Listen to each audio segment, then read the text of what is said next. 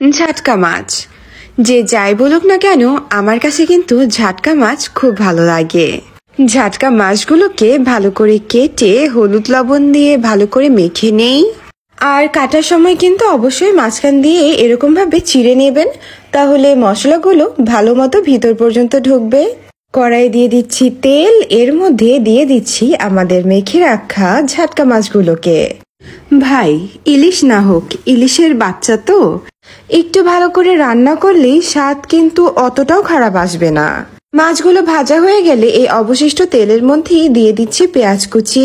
অন্য সময় হলে আমি একটা টমেটো কেটে দিতাম, বাট আজকে আমার এখানে একটু টমেটো আর কাঁচামরিচের পিউরে করা ছিল, তাই ওটাকে দিয়ে দিলাম। এরপরে এতে পরিমাণ মতো হলুদের গুঁড়ো, মরিচের গুঁড়ো দিয়ে ভালো করে কষিয়ে নিচ্ছি কিছুক্ষণ। যে যাই বলুক ভাই, আমার কাছে মনে হয় রান্নার স্বাদ নিজের কাছে।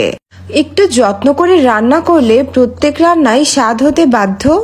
মশলা কষানোর পরে এতে দিয়ে দিয়েছিলাম পরিমাণ মতো ঝোল, আর এরপর দিয়ে দিচ্ছি আমাদের ভেজে রাখা ঝাটকা মাছগুলোকে। কি দেখে মনে হচ্ছে না এক প্লেট গরম ভাত নিয়ে বসে পড়ি?